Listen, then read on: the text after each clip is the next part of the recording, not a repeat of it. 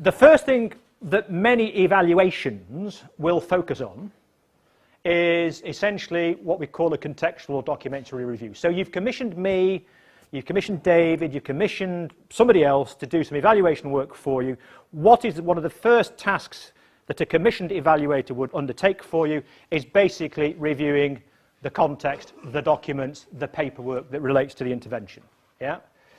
And that is all about understanding, as you undertake the impact evaluation, what did we originally think we were doing? We set out on this journey, 2015, 2016.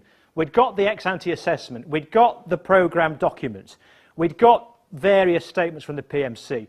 What this evaluation activity involves is looking at that and saying, what did we think we were doing? Were we clear-sighted when we set out on this journey about the issues we faced?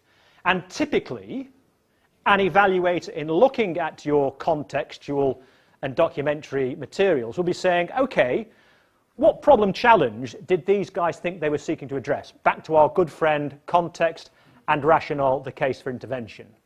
What was the practical commitment that we were making in taking this programme forward? Here again, our good friend from the logic chain, the objectives we set ourselves and the inputs. What progress so far have we made, be those in terms of the activities, the outputs, and indeed the processes? Yeah?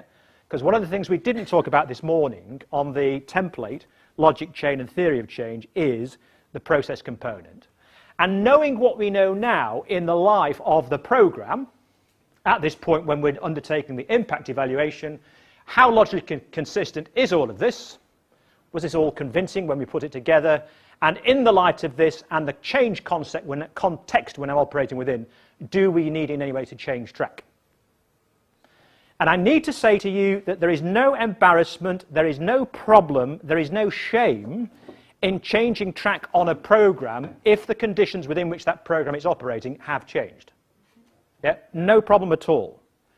Interestingly, and I'm sure Maria won't mind me saying this in the context of Interreg 4B, when we undertook essentially an impact evaluation of 4B about 12 months ago, one of the biggest issues that partners commented on was that although the context within which projects were being delivered had changed, it was such hard work trying to get their contracts and their delivery arrangements shifted with the JTS and the managing authority that they just didn't bother.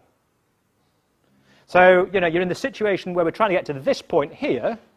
The world has changed to this point here. Ideally, you'd realign and realter what you were doing, but it's just such hard work to do that, people don't bother. Yeah? And so when we talked to those partners and found out the impact of some of their projects, it was markedly suboptimal because they just couldn't bother with the administrative aggravation, the administrative challenges of changing track. So always be present when you're delivering projects and programs on the need for operating flexibility. And when you're undertaking a contextual and documentary review to address these questions, you're typically drawing on those sorts of sources.